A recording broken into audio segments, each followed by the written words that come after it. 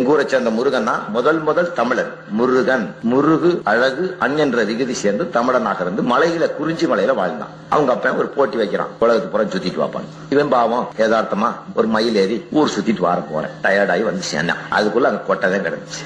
கொட்டை கிடக்குது, நம்ம வந்துட்டு இருக்கிறோம், ஊர் சுத்திட்டு இருக்கா, நம்ம கூட எவனும் ஓடியாருல, இது மாதிரி கிடக்குது. உங்க அப்பனை பார்த்து மாதிரி ஈஸ்வரா என்ன பாச்சு கனி, அது ஒன்னே திண்டு கொட்டை ஓட்டான்.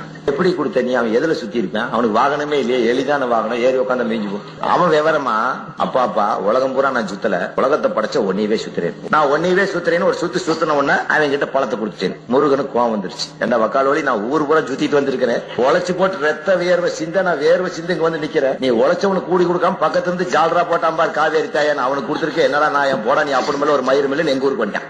அப்பனையே எதிர்த்து அந்த காலத்துல உழைத்தவனுக்கு ஏற்ற ஊதியம் கேட்டு கம்யூனிஸ்டுகள் தோன்றாத காலத்திலே, மார்க்ஸ் தோன்றாத காலத்திலே, இஸ்லாம் தோன்றாத காலத்திலே ஒருவன் நாயன் கேட்டவன் ஒரு தமிழன், அவன் தான் முருகன்.